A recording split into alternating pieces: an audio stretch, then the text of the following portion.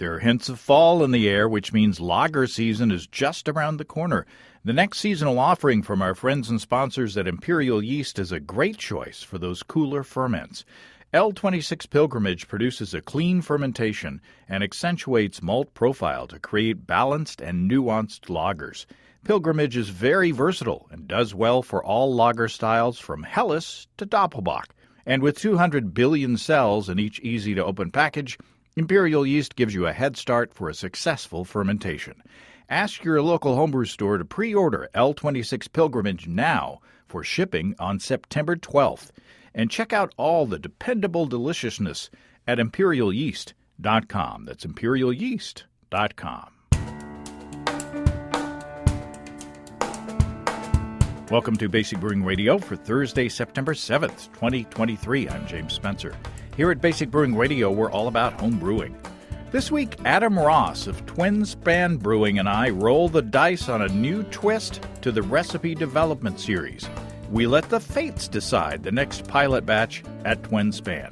Adam and I also talk about Scott Housel's pressure fermentation experiment and sample a couple of my recent brews.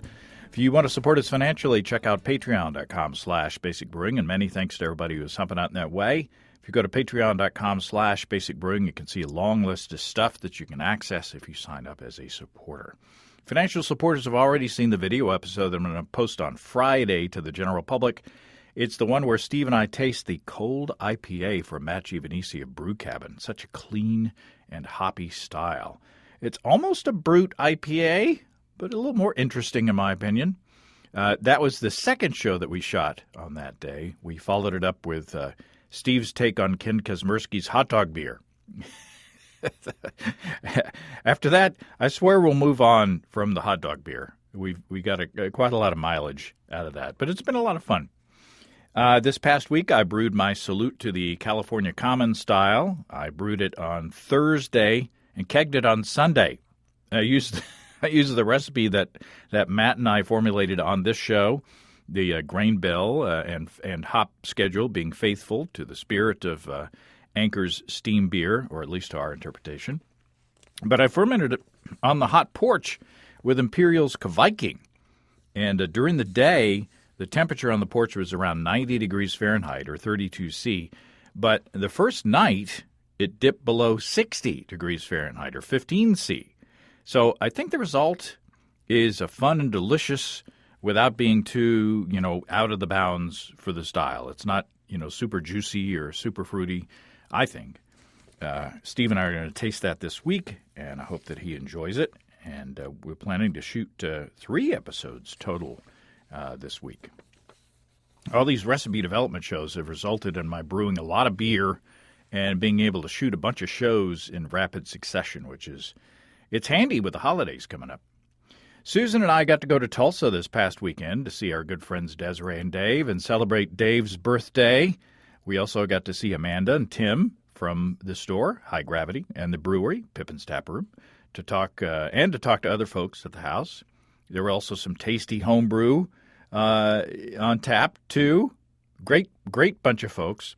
Among the homebrews, or not, actually, this is the commercial example, from Pippin's Tap Room, I got to sample Desiree and Dave's Extraordinary Ordinary Bitter, which is now on tap at Pippin's Tap Room in Tulsa. But it's also available as a kit online from our friends and sponsors, Desiree and Dave of HighGravityBrew.com. And that Ordinary Bitter is extraordinary. It was a perfect beer out on the hot patio, very sessionable, which was handy because I wanted to talk to some people and not be impaired. And fall is around the corner, which means that the Ichabod Pumpkin Ale Kit is available on HighGravityBrew.com. I know everybody gets freaked out by all the pumpkin spice hullabaloo this time of year, but a well-made pumpkin beer, to me, is hard to beat. Desiree says a lot of you are finding the Build Your Own Beer page on HighGravityBrew.com, which makes putting together your own recipes very easy.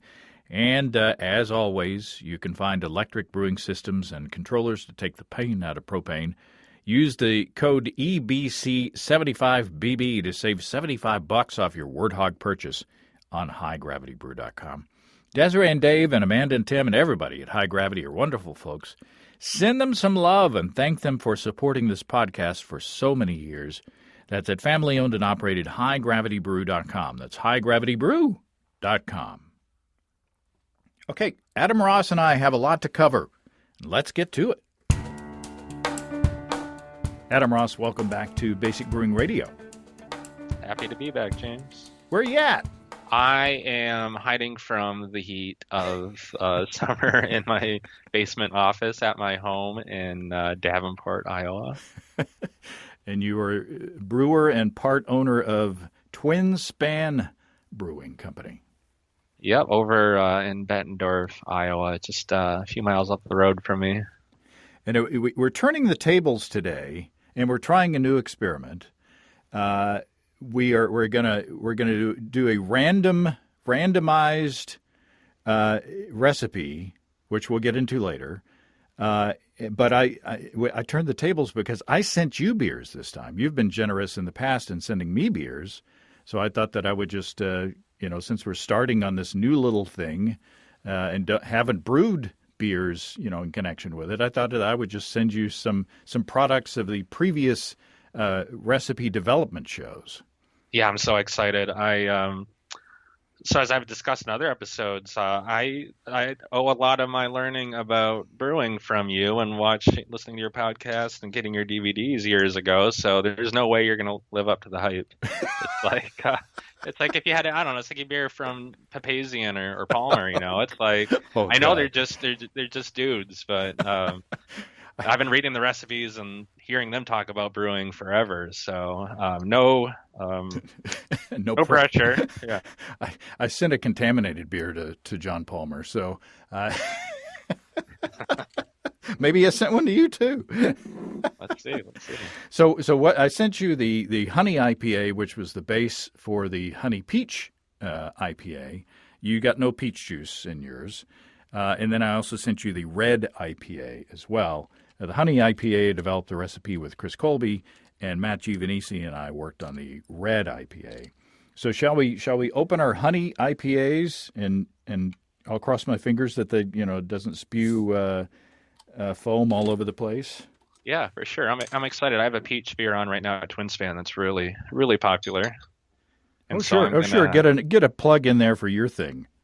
Right? Yeah, and a red IPA. That is probably the best beer I've ever made. The peach beer, people just are going nuts over this peach beer. It actually outsold my lager, my light lager, for the first time ever. So wow. Anyway, there's my plug.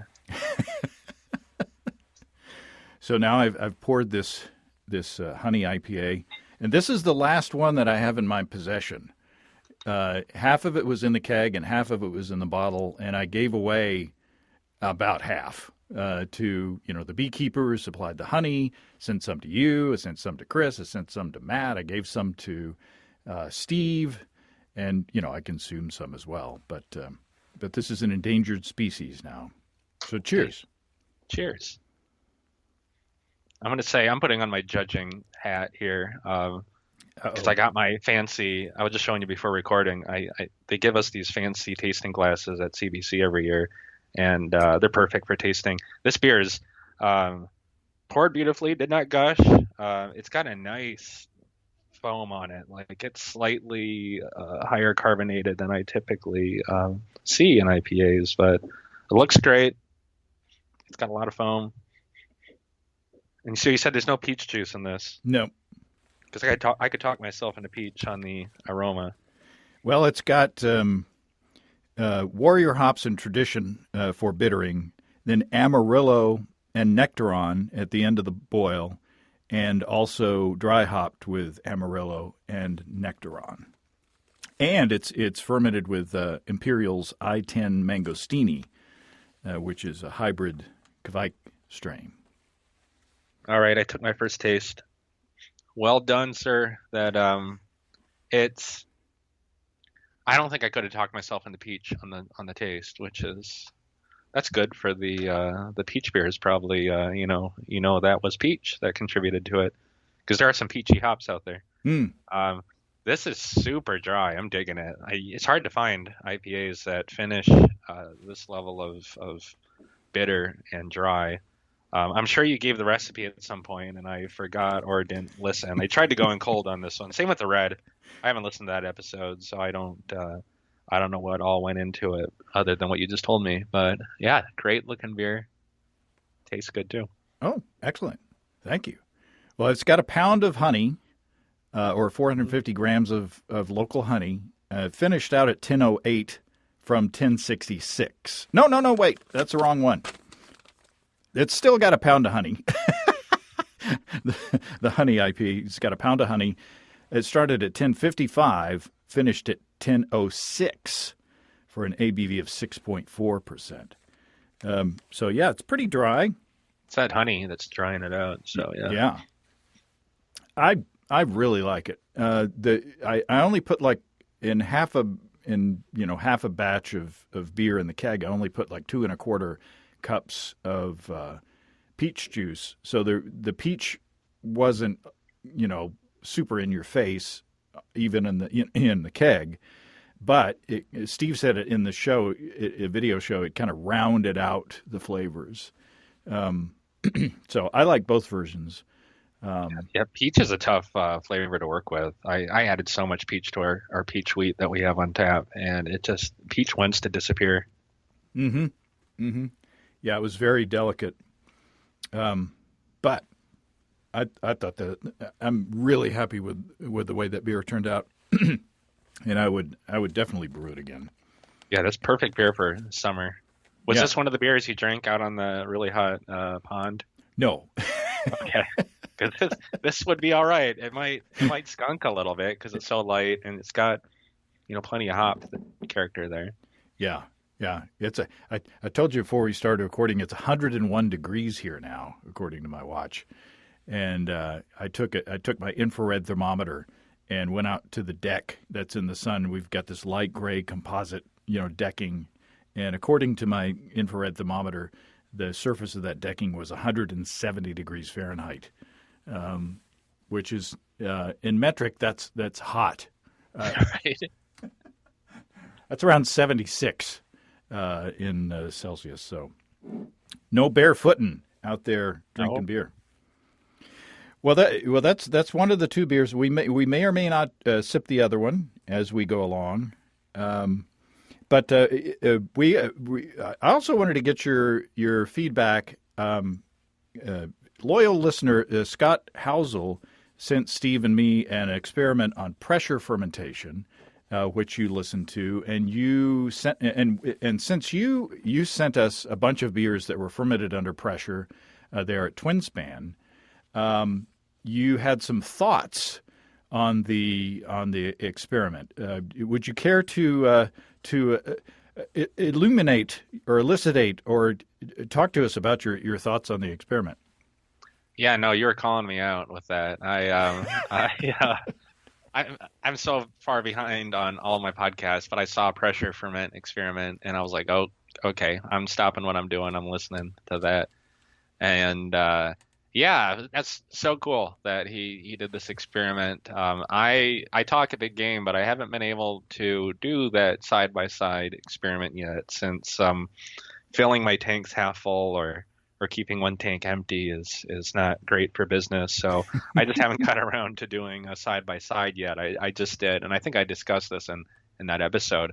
I did get a chance to try one of my beers that hadn't been fermented under pressure, and then the next one, it was still on tap when the next batch was ready to go on, and so I tried them side by side. So there was the variable of time there that the original beer had aged a bit, but the under pressure one I thought was noticeably significantly cleaner and crisper. Mm. And so, yeah, I sent a note to you that you forwarded on to Scott, and that, really cool experiment. I hope he does it again with a more expressive yeast was basically the gist of it for me, because he used Lutra, which I've used from Omega before. Omega pitches it as their pitches. That was an unintentional pun. They present that yeast as a pseudo lager strain. So you can if you don't have lagering capabilities, they say you can use that yeast because at room temperature, up until probably around 80 degrees, um, it's a very neutral yeast. I don't quite agree that it's a lager replacement since I've had enough Lutra pseudo lagers that I'm missing a little bit of that sulfur snap that you get Mm, from mm, true lagers. mm-hmm. I think I can ID a pseudo lager, just by taste. Maybe someone could challenge me and prove me wrong. But yeah, it's a neutral yeast. That's this big thing. So if pressure fermentation really shines when you're doing something like a yeast that is wants to throw a lot of esters or potentially could throw some higher alcohols, some fusels. So you hear about the 3470 gets used a lot under pressure, and that's what I use for a lot of it.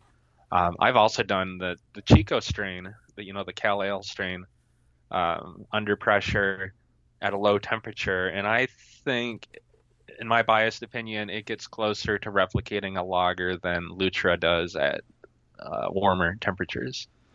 Now, So now yeah, you said that you fermented it at low temperature and what? low temperature and under pressure. Dang, I walked right into that. You got me off my guard with beer. Sorry. I can't help myself. So it was interesting. So you're saying that the effects might be more amplified using another quote unquote less clean strain. Yeah. So what he did was he did a good experiment. There's nothing wrong with the experiment. It was just you would get more. I would have been really surprised if the difference that you tasted was really predominant and that you all got it right and that there was no question about it, because I don't think I would be able to tell the difference in that case either. So yeah, like if a really extreme example would be to do something like a Weiss beer, one of those beers that wants to really vigorously ferment and prefers open fermentation. Mm-hmm. Well, I thought that looking at our results, I mean, Scott said that in his own personal tastings that he couldn't reliably pick out the odd one. Steve did pick out the odd one. I missed it. But Steve said that the under pressure beer was less bitter and more mild or rounder. I thought that the under pressure beer was noticeably bitter and more sharp. so that to me says that there's no clear result. And of course, like the Brulosophy guys, they repeat the experiment or repeat the tastings over and over and over again, and to get a big enough sample size.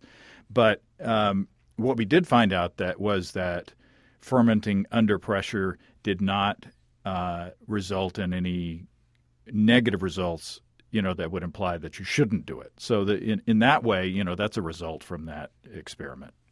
Yeah, and in terms of taste perception, I like to tell my staff and tasters that no one has a wrong palate when it comes to tasting. Everyone's going to perceive things differently, even between the same person. It depends on the weather, the food you ate earlier, how much sleep you got the night before. All those things factor into your tasting palate. So what the Brulosophy guys show time and time again are there's some changes that we might think are huge, and if you average them out, if you spread them out over a large enough population size, it's just not really the case. There might be a couple people who are hypersensitive who really can pick it out, but your general public, not so much. So I'm not going to change the way I ferment after Scott's experiment, but also since we last talked about it, I have a little bit. In some cases, if I'm filling the tank up high enough, I'm not adding pressure to start. So I'm letting the yeast start low and slow and build up pressure in the tank, and then I'm putting that spun on from the beginning, but I'm not adding extra CO2 because there's a couple of beers that I regularly brew that with. I haven't noticed again, not side by side, but I've done contiguous. And I'm not noticing those notice those differences, and then why bother wasting money on CO2 if it's not making that difference out of the gate? Yeah, yeah. And that's one benefit that Scott mentioned was he used, fairly significantly less CO2 to push beers around, post-fermentation because it was already under pressure. I keep wanting to hit the button every time I say that, but I'm showing restraint. I've only said it once. I know. I'm showing restraint. Appreciate that. Because I know it's got to irritate at least some listeners out there, but, I think all beer should be spunded.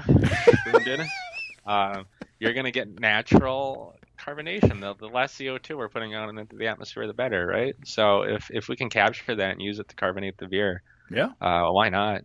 Okay, so are we ready to move on to our exercise today? It's not really an experiment, but it's a fun exercise. It's a fun twist on the recipe development series. Would you care to explain your pitch into your entering into this realm? Yeah, so I'll set the stage here a little bit. You asked me to pick a random style, something weird, and I feel like pro brewing, pre Cicerone, I would have had no problem with that. I was like anti-style. And then through the Cicerone thing, you have to memorize the parameters of every style. And so it gets hammered in enough that I had a really hard time being like, well, I don't know what's weird because there's 96 styles, or I don't even know how many there are, and it's all covered. Why not make it 99 styles of beer on the wall? Right, exactly. So then I said, well, I have these flashcards for studying styles because I'm a cool person and I'm fun at parties. And you said, well, pick two of them, mash them together. And so I was doing that. These deck of these Cicerone study cards. They give you a picture of the beer. They give you the ranges. I kept combining two, and that was another style. So like porter, for example, porter and IPA, black IPA. Stuff like that. And so I was like, well, this isn't going to work. So what else can I do? And I tried that for way longer than I care to admit, trying to come up with these hybrid Frankenstein styles. I was brewing, and then just popped in my head, hey, what if it was random? What if you did kind of a random selection and see if you can create a style that way? And so using these cards is sort of a guideline where they spell out color, and they put color into 6 different categories, and bitterness goes into 5 different categories, and alcohol goes into 5. Let's roll the dice, do a random number generator on each of these parameters and see if we can invent something new. And the first one I did, just as a trial run, was something I could not place into an existing category, and it was something I kind of actually want to brew now. But my pitch to you was maybe this is something we can play on the air and just roll with it, and maybe the first time we do it, it's going to be what numbers they give us are going to be terrible, and we have to re-roll. But I think it sounds like fun. I think we should tie ourselves to the concept. I think whatever we and you're going to be doing it, so I've got no skin in the game. So right, yeah, no, I will. You say let's tie us to the concept, and but it's still a barrel of beer that it can take a while to get rid of. So the smallest I can brew is a barrel these days, 31 gallons. So the 5 categories are ABV, bitterness, color, type, and origin. The first 3, ABV has 5 levels from very low to very high. Bitterness, the same, low to high. Color, pale gold, amber, brown, and black. Type is lager or ale.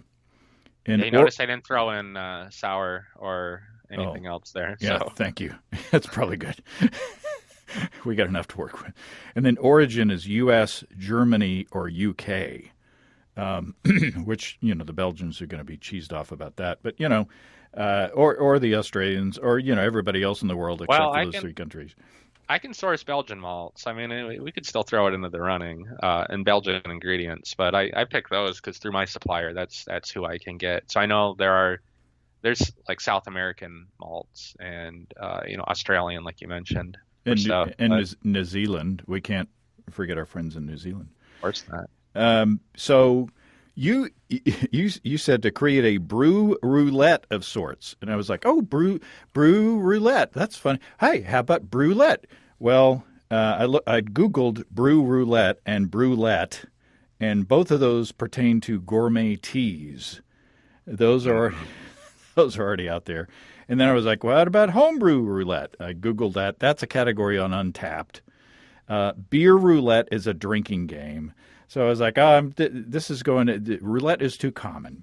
So I thought about it for a second, and I thought, well, wait a minute. There was a game when I was growing up in the 70s called, and I think there's a modern version, but there's a game called Press Your Luck. Have you ever heard of this game, Press Your Luck? I have not, no. Oh my God. You got to look. And there's a documentary on it because there was a guy they had this board with all these screens on it with all these flashing lights and things, and the flashing lights were random supposedly, and the little screens that popped up in the little images that popped up in the screens were allegedly random, and so you had to say, big money, no whammies, big money, no whammies, and then hit this plunger, and then it would stop on the screen, and you would either get a prize, or you would get money, or you would get like a pass to your opponent, or you would get a lose your turn, or lose all your money. You get it. But this guy, back in 1984, he watched so many episodes of Press Your Luck, and on VHS and all this stuff, he memorized the pattern, the allegedly random pattern on the board. He wound up winning like $101,000 or $110,000, which in 1984 money was a lot. So anyway, Press Your Luck. Oh, dude, that does sound familiar. Yeah. So let's. I don't have a plunger button though. I've had 3/4 of a beer. So I thought Press Your Luck. That's an interesting. I like that. Well, what's another word for press? Mash your luck. Oh, mash your luck. It works on so many levels. Because you mash things, you press things. Yeah, no. You mash is a process. I don't know if you're familiar. Mash is a process that you use in brewing. Mash your luck. Yes, I am familiar with the term. So yes, that's very clever, James. What do you think about that? I like it. Let's quickly, before you publish this, get copyright. Got a lawyer up on this. Mash your luck. I love it. I love it so much. So shall we start with our first round of Mash Your Luck? Now you got the sound effects ready? Yeah, I do. And they're inspired. They're kind of inspired by Press Your Luck.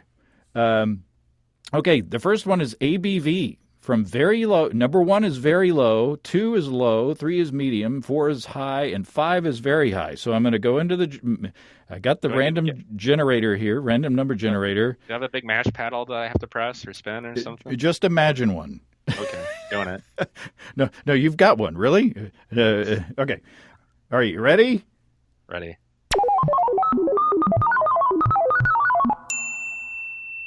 First of all, what are you rooting for? Very high, because just the state of the world, right? Anything above 10%, 12% is what Cicerone calls very high. So let's do it. I got bad news. Very low. The opposite of what I want. Should we do a do-over?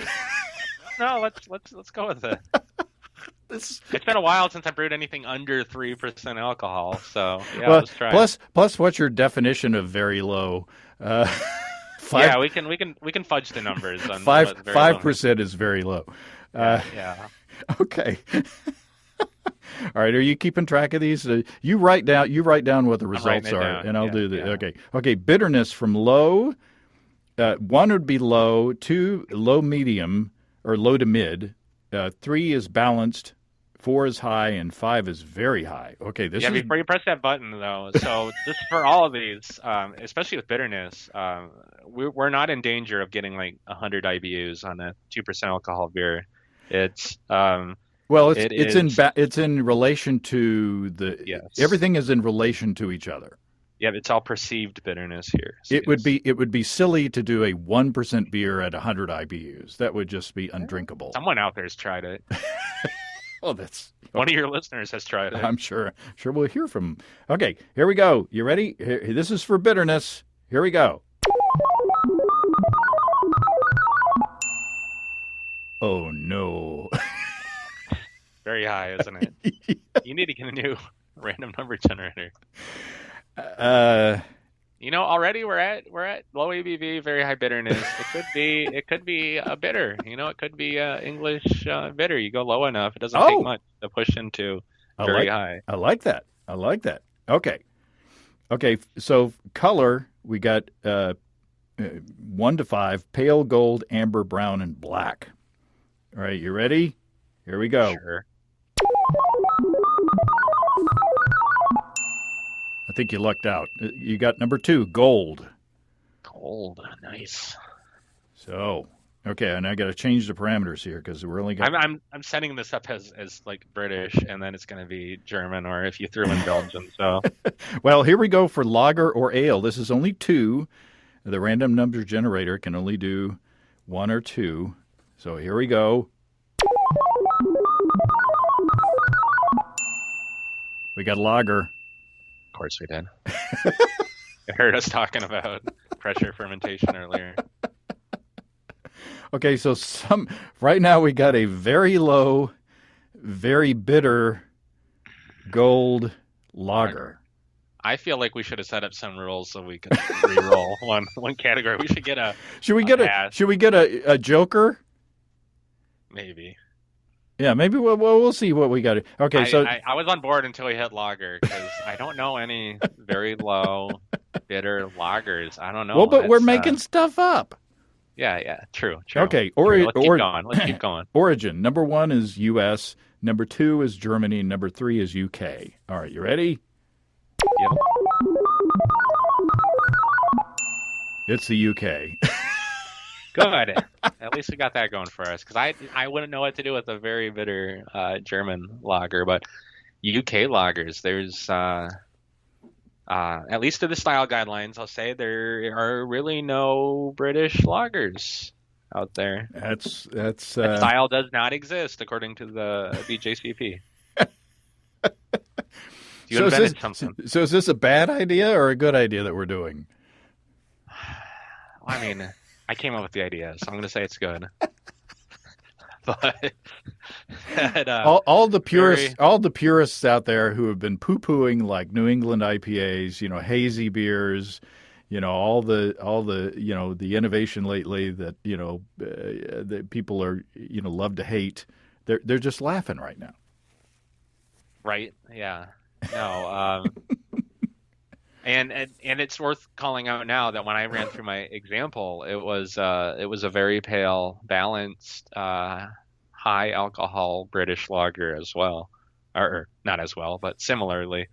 And so that's funny. It's like the universe wants us to do some kind of a UK lager that is not dark. Yeah, you want to re-roll on a category, or should we have a joker? I think we should have a joker that the brewer is able to re-roll on one of the categories. How about that? Are you brewing this too? No, I think you. No, it's all me. It's your beer. Oh. I mean, we're not going to brew the same recipe. I could take the hit next time. I've got the wheels are turning. The wheels are turning. What I would change, it's either ABV or bitterness level. Very low ABV is tough.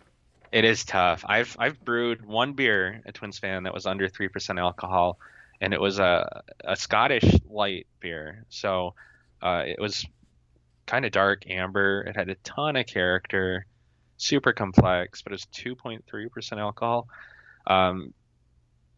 It took a while to sell, even a small batch.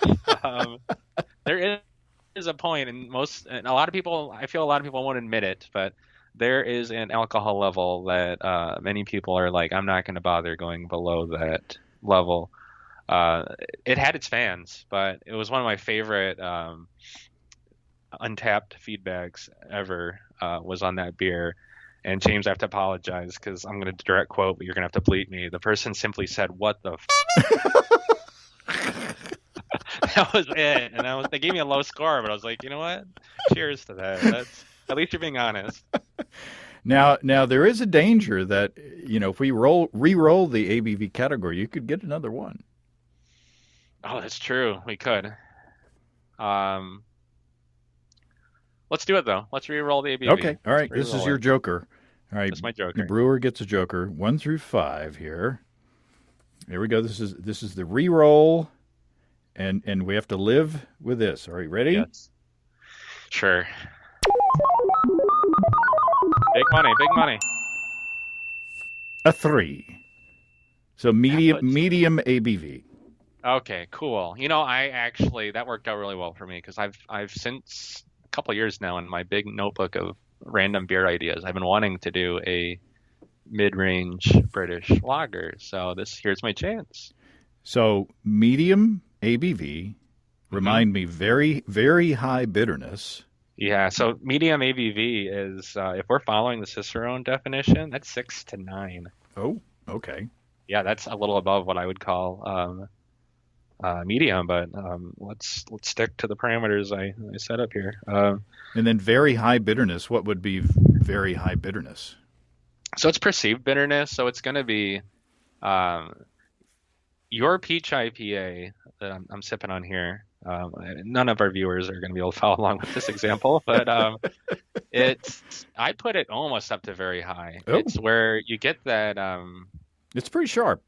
Yeah, it's sharp. It's noticeably. So I think the terms they use, Cicerone is 2 is a moderate. Then there's pronounced is 3, assertive is 4, and then I don't know if I can find a 5, but a 5 is above assertive. So your second to the highest is assertive, which still doesn't sound very, maybe aggressive is the top level. Something that's I don't want to assign an IBU number to it, but it's up there. It's bitter. It's noticeably bitter. Thinking of other sort of noticeably bitter, would Duvel fit in that category? It's been a long time since I've had a Duvel. Yeah, I mean Duvel's also just bone dry. Yeah, so we didn't call out here dryness, but very dry, very sharp. But there's nothing subtle about that beer. It's fairly high in alcohol, and I need to get some more because I like that beer. But it's in my memory that's a very sharp beer, even though probably the IBUs on that beer are probably not that high. Yeah, I'd have to look that up. But yeah, that's a good. I don't know if I want to go that dry and that bitter, but you're in the ballpark. I think we're in the ballpark with that. So medium ABV, very high bitterness, gold UK lager. Yeah, that's cool. As if the Brits are doing a lager, I bet they're keeping it under 5. I'm sure there's I have never been to the UK, so I'm not certain, and they don't send them over here. But I'm sure there are lagers, craft lagers, that are quite delicious. I'm not aware of any that exist, especially in the 6 to 9% alcohol range. But I bet this is something I could sell a lot of in my tap room because, especially with winter coming up, cooler weather coming up, a slightly higher alcohol, richly malty kind of lager would really hit the spot. Well, in popular British culture that I consume, like Ricky Gervais and things like that, there are lager drinkers in the UK. I think that that's a fairly, in a historical context, I think that's a fairly recent, development, and I'm sure that the beer connoisseurs in the UK would look down on the lager drinkers, or at least the lager drinks over there, because they've supplanted, the more traditional British styles, at least to my understanding. But maybe you can craft a, UK inspired, medium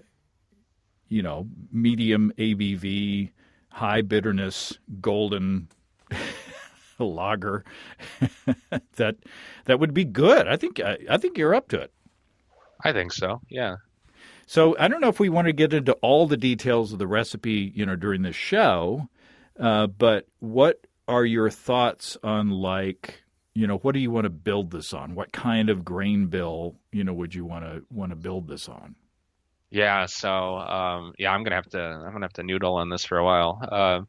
I love British malt. I'm happy we got that for an origin, especially when you get into these beers where, in this case, usually British malt is paired with, British yeast. So then you get this yeast expression, but you're not going to get that here. I'm thinking for yeast, I'll probably end up using my go-to, which is the 3470, which is the Vine Stefan. It's like the ubiquitous. Everyone's using that yeast strain because it's so darn clean, even at some warmer temperatures.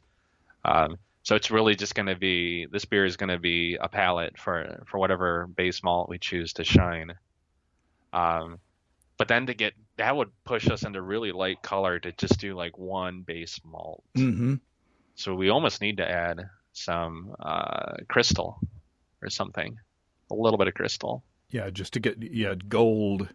You need something to, because like if if you were to do like 100% Maris Otter, that's probably not dark enough to be considered gold. No. Well, or maybe. Is it? I don't know.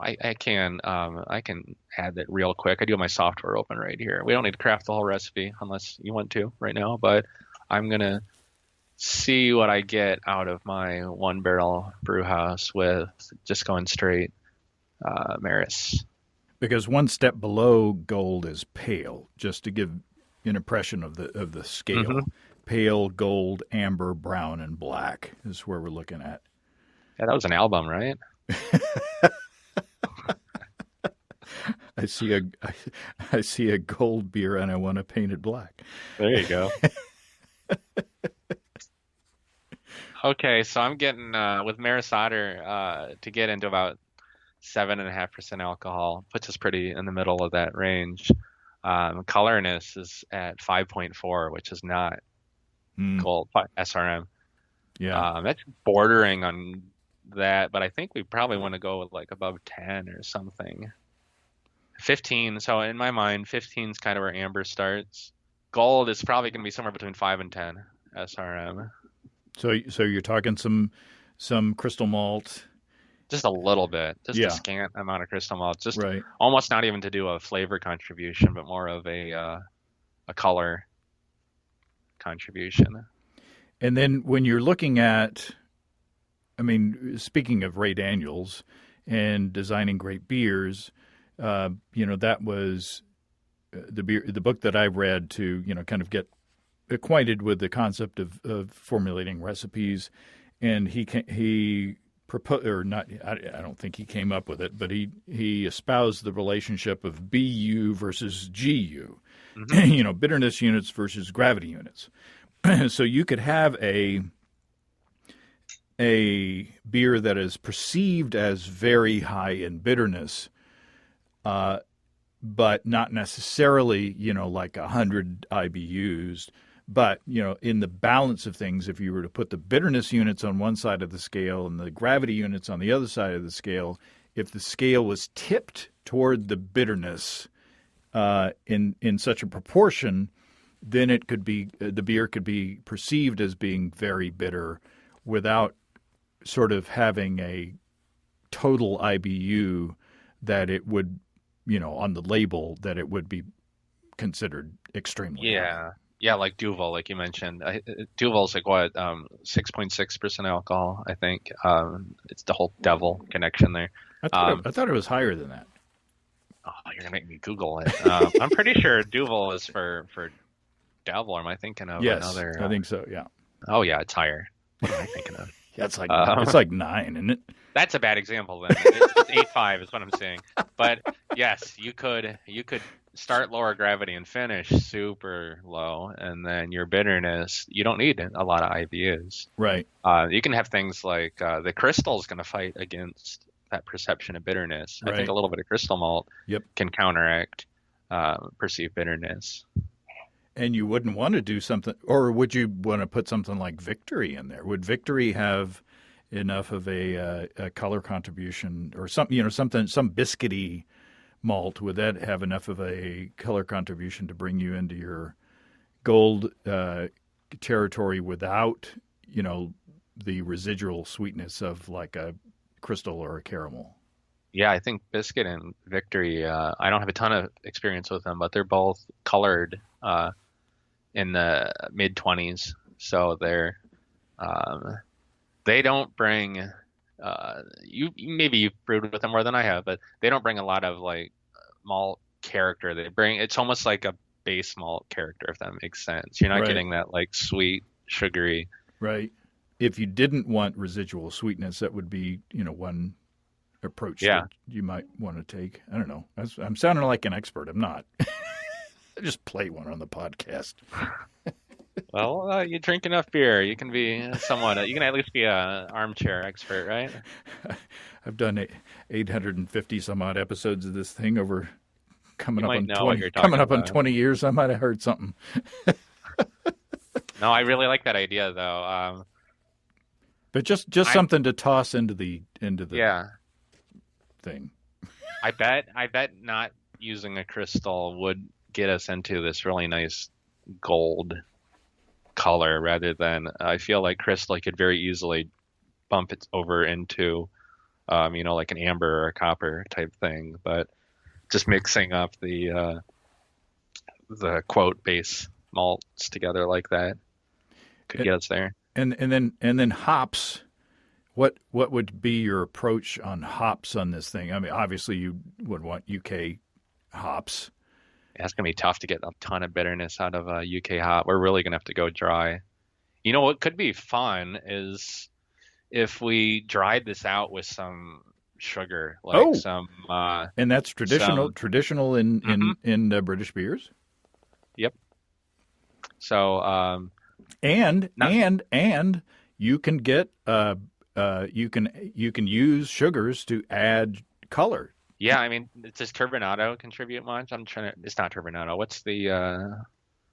They wouldn't be using the white granular sugar that we can get at the grocery store. The brewers would use a like Lyle's golden syrup. Yeah, like a golden syrup to get your golden beer. Yeah, I guess I shouldn't be calling out brand names, but there's probably probably another one, but that's one I have used, and it does add a little bit of color and a little bit of flavor character. I'm pouring the red IPA. Oh, I should try that then, huh? Yeah, we're going to have fewer details, not less details, fewer cans of soup, fewer details on the recipe. But as far as hops go, are you thinking for this style, probably not a lot of hop character, like aroma and flavor, maybe? I want a little bit because this is steering towards, if we don't have enough, it's going to be like a British malt liquor. And I don't know if I want that, but I want enough that, especially with that bitterness there, that, if you just had bitterness and no hop character, it could be like, oh, what is that? But if you add a little bit of hops later on, you can go, oh, it's the hops, even though those hops aren't really contributing to the bitterness. Yeah. So I would like EKG, the East Kinkleding, just really super classic, late on, and then early on, whatever the highest IBU British hop I can find, because I'm going to need so much Fuggle or EKG to get it. High bitterness in this beer. Surely there's nowadays Target or something probably. I don't know. Nowadays especially there's got to be something over there. And this one's got some alcohol to it, you said. Oh, right? yeah. Yeah, this is this started out at 1066 I don't know anything about this beer either. It's British then, right? You got some British influence in there, or Well, okay. So this has got some leftovers from HomebrewCon's past. It started out at 1066, finished at 1008. It's got 12 pounds of two-row from highgravitybrew.com. It's got a pound or 450 grams of 20 Lovabond caramel, which is a leftover from HomebrewCon, 8 ounces or 227 grams of honey malt, which is a leftover, 4 ounces or 113 grams of extra special malt. Those are from Brees, all those three. And then from High Gravity, 3 ounces or 85 grams of roasted barley. And then again, a pound or 450 grams of honey. Then it's got Warrior for bitterness, Cascade halfway through the boil, Centennial flame out, and then 3 ounces of Idaho 7 as a dry hop. And again, fermented with I-10 mangostini, ABV 7.6%. I like it. It's I'm having a hard time calling it an IPA. It's just at that ABV, and I'm having the same thing with my red IPA that I call a red IPA in our tap room. You just get those character malts, and you get that level of just maltiness, and those hops just vanish underneath a lot of that. The bitterness is there. I know the hops are there. I get them. I really swirl the glass, but I don't know if the first thing someone would say if you handed it to them was, "Oh yeah, this is an IPA." But I guess I don't know what else I would call it. Imperial Amber. I don't know if that would even land anymore. Interesting. I spend too much time thinking about this because I've had people call me out when I put something on the board, and then they're like, "Actually, it's not really this." And I'm like, God. "Dude, that's what I intended it to be." It's back to like, not to get too far off on a tangent, but if you enter a beer into a competition, enter it in as what it is, not as what. Enter it in as what it's perceived to be. Don't enter it in as what you thought it is. Right. So if your red IPA isn't the hoppiness isn't present enough, or the bitterness isn't there, or whatever, don't enter it as a red IPA if there's a better category to put it in. That's very good advice if you're entering in a pale ale versus an IPA. Yeah. You know, your IPA, maybe by the BJCP standards, you think it's an IPA, but it's old enough that some of that hop character is gone. Maybe you could afford to slide it down into a pale ale category, because it's not like someone's going to taste that and go, well, this is 7.5% alcohol, not 6.9. You know, you're going to get dinged. Yeah. So yeah, that's good advice. I think that the Matt liked this beer quite a lot. I like it, but it's not, but I brewed it and I had this, impression of what I thought it was going to be in my head when I brewed it. And, when it came out, I was like, Plus I was coming off of this honey IPA, which was just like, in my mind, brilliant.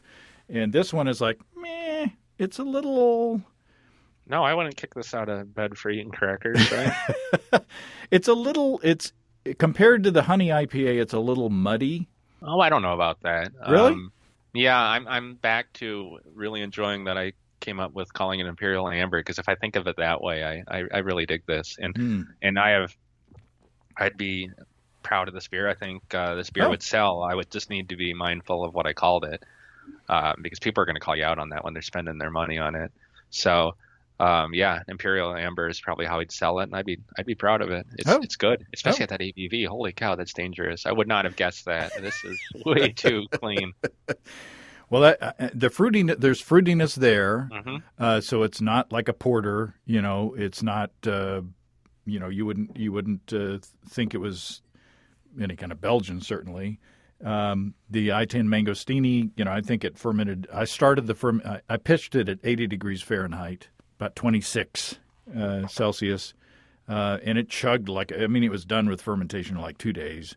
Well, I'm glad you like it. I was kind of I was kind of expecting, not worried, but you're welcome to ding my beers if I and I shall send you some more beers, but you're welcome to ding my beers and tell me if anything's wrong or bad or whatever about them. But I'm glad you like it.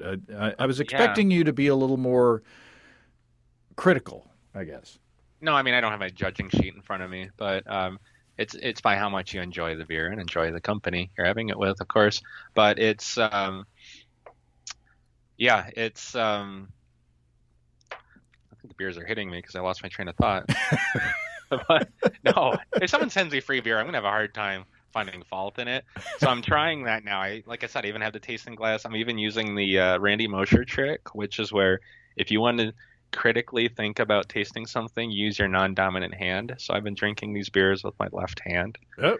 and it sounds ridiculous, but I think it makes a difference. And I've caught myself now if I'm ever trying to, quote unquote judge a beer, it's drinking it with my left hand, and I'm not finding faults. I'm every beer I've brewed back when I was homebrewing and still professionally, except for the beers that we've already established that they're a success and that we are repeat brewing them. They're never ending up the way I exactly envisioned in my mind. And I've found that I need to take a step back and just be like, if people enjoy the beer, just you succeeded. It's not that it didn't land exactly within the parameters in your mind, because what you have in your mind might not actually even be attainable. You might just have some bizarre, me at least, this is exactly the way I want the beer to be, and then it doesn't quite get there, and then I'm hard on myself, and then it becomes one of our most popular beers, and yeah, it's got to roll with it. Yeah, sometimes it's good. Yep. Sometimes I brew something and I'm like, that's not what I expected, but man, it's a lot better. To quote my, I'm going to call him a family member, but I don't think there's a connection. It's a happy little accident, as Bob Ross would say. Oh, oh yeah. She's been making little happy little beers. Yeah. I just made that. I was like, I don't get the connection. I've had a beer. Okay. Well, Adam, you've got some work ahead of you, but I think we got a solid foundation. And I think that this is a good first attempt at this concept. I think we established some rules.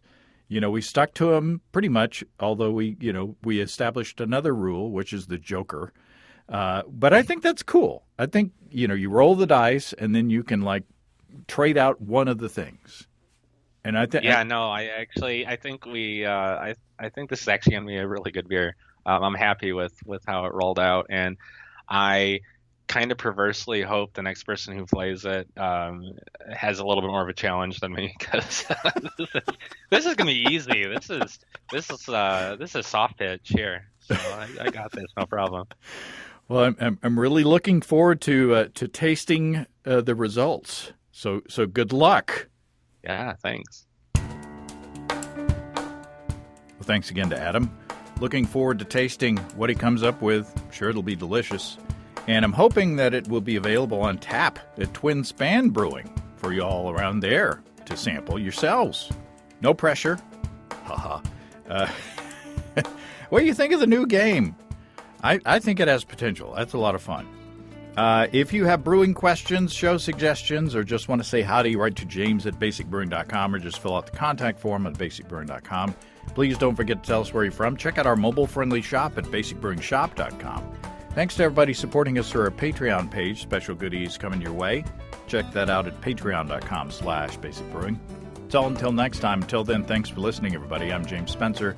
Production help for Basic Brewing Radio and our website is provided by Kelly Dotson. Basic Brewing Radio is a production of Active Voicing. We'll talk to you next time, everybody. In the meantime, stay well and stay tuned. So long.